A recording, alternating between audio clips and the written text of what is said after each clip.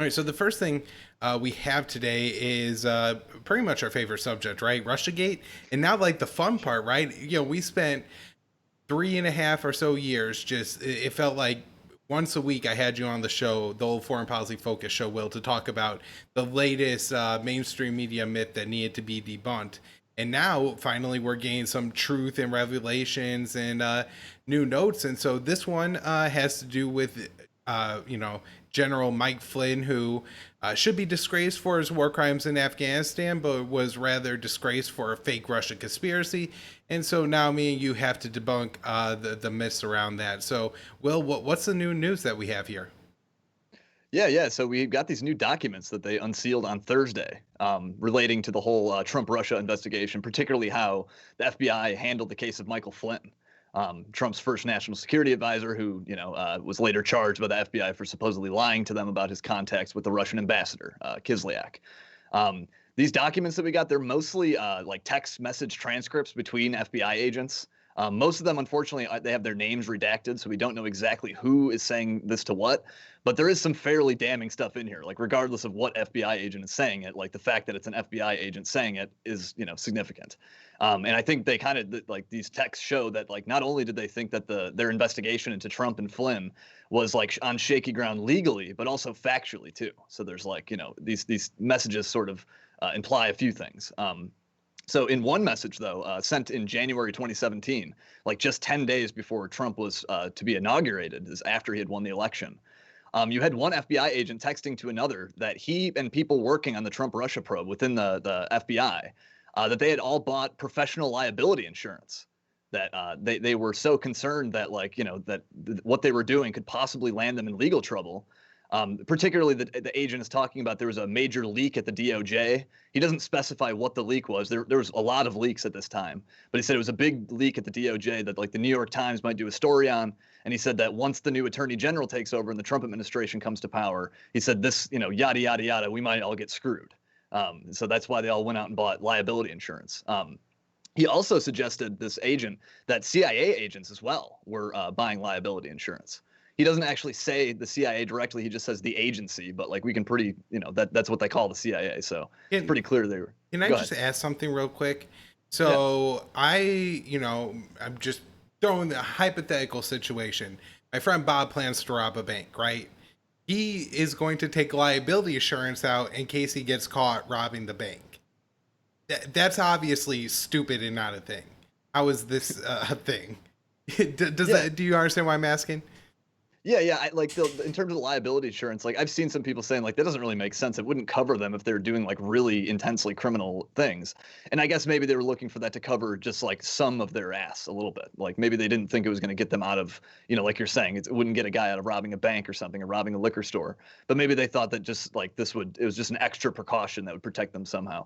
I'm not exactly sure of all like the fine legal points of like exactly what that kind of insurance could protect you from, but it does at least seem to show that they have somewhat of a guilty conscience, that like they're worried that what they're doing could maybe land them in trouble, Right. Well, that is like the part of it that is a takeaway. Isn't necessarily that insurance should cover Bob, but that Bob's bank robbery was premeditated, and that that's a reason that he was definitely doing something wrong. He wasn't just trying to extract his funds from the bank or anything like that.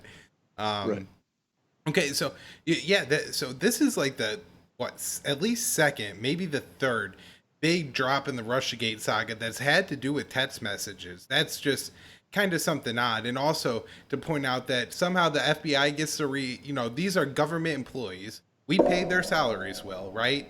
But now they get to redact their names when we want to see their text messages. But I don't know. Do me and you get to redact our names when our metadata gets swooped up from the texts we are sending each other? You know what I Right. mean? No. Like, that seems ridiculous. But other than that, were there any other big revelations?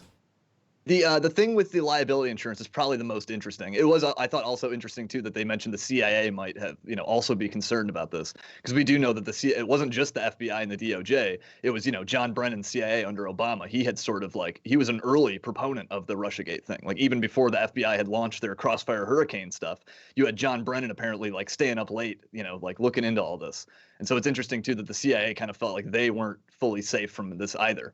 But in addition to the liability thing, you also have there's a couple other things. You had one message from an agent who had said that he thinks that some of the people in charge in the FBI running the probe, that they want a Clinton presidency. So he suggested maybe they were kind of biased. He was telling another agent, he's like, man, I'm doing all this research, and it seems like some people at the bureau want a Clinton presidency. Like, isn't that kind of odd? And they ended up kind of saying like, yeah, maybe she would be like less of a wild card. Trump, you don't know what you're going to get with him. But nonetheless, that does kind of shed some light that like maybe internally in the agency or in the bureau, that they were sort of like at least pushing against Donald Trump, but seemingly some for Hillary Clinton. Well, that's huge because that's not their business at all. The people, elect, their job is to make sure the rule of law is enforced. And that's Right. completely the opposite. I mean, that should be huge, right? That the FBI was actively working to undermine the will of the American people. I guess there's the whole Rachel Maddow, vibe of Trump was the unique threat that was the coming Hitler, and pretending that everybody in America should pretend that they're in the Germany in the 1930s and won't you do anything to get rid of Hitler and his rise to power. But what you've created is the FBI now, saying that, hey, we're going to try to influence the election the way we see fit. And now that the Department of Justice is controlled by Bob Barr, don't you think the Democrats should have a huge problem with that? Don't you think that they should be like, wow, we can never let this happen again? Yeah, you'd think that Barr would have like maybe pursued this a little harder too. I mean, they've kind of been going after. They have several probes looking into like the Crossfire Hurricane thing and how the FISA warrants were handled and all that. But it doesn't seem like they're really aggressively. I mean, they've had 4 years to do it and they haven't really, no indictments other than that one guy, the Kleinsmith guy, who had altered the FISA application to hide the fact that the campaign aide Carter Page, that he had worked with the CIA and probably was not a Russian asset. So I think that's the one indictment we've seen in all of this so far, but it does not seem like Barr is really going after it. Right. But in terms of other like revelations in these text messages, there's one other thing that I found was interesting, particularly relating to Michael Flynn. So in these exchanges between these FBI agents, they basically are insinuating that they were using what they call national security letters, which are kind of like subpoenas, except they don't require court approval, so that FBI can kind of just spy on your financial records with just this thing, these NSLs. So it's like a British colonial writ. Yeah, exactly. Okay. They can just write their own authority basically, and like I'm sure there's some limitations to it, but like they can't just do it, infinite spying. But nonetheless, they were using these NSLs to look into Flynn's finances, even after higher ups in the FBI had told them to wind down the investigation because they hadn't found anything they had found no derogatory information, and yet they're still doing these NSLs.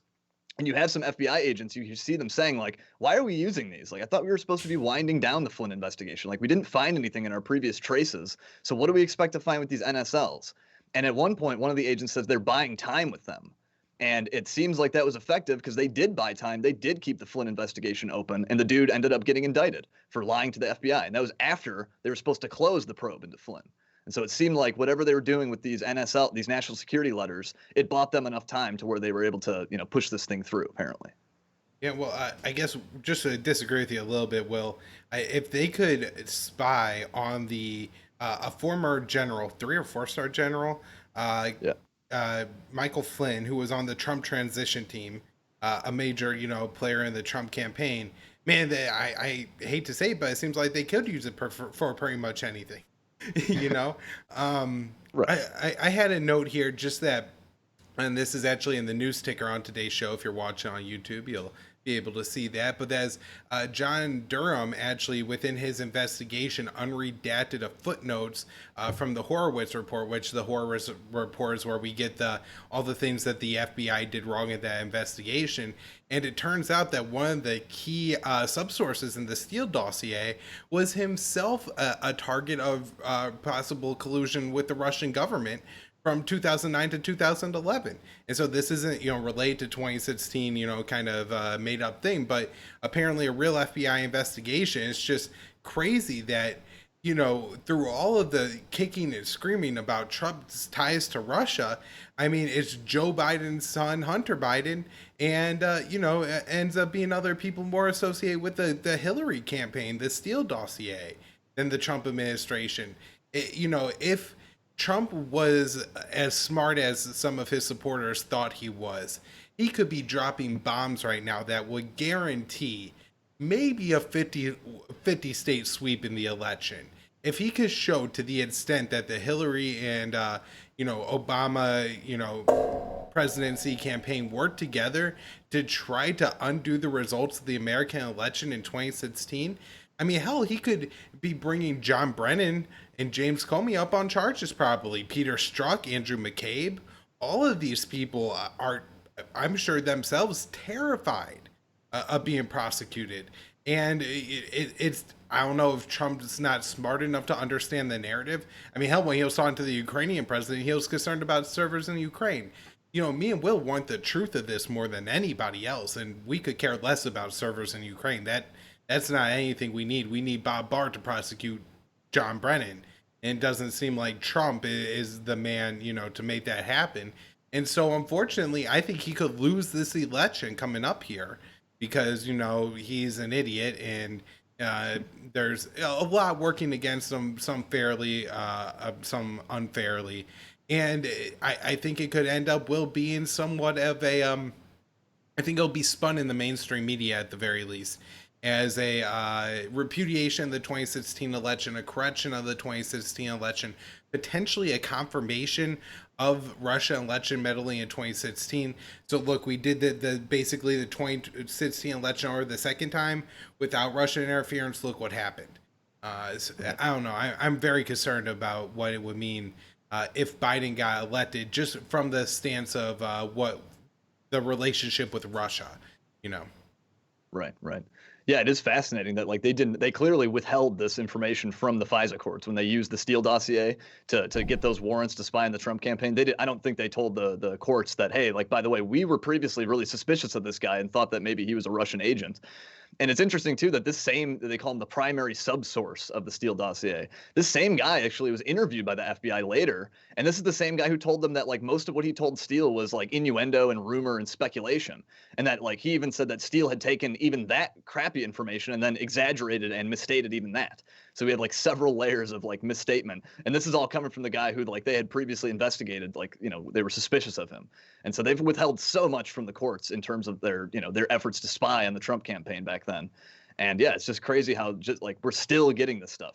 You can only wonder how much is behind lock and key still, how much evidence, how much damning evidence is still behind closed doors here.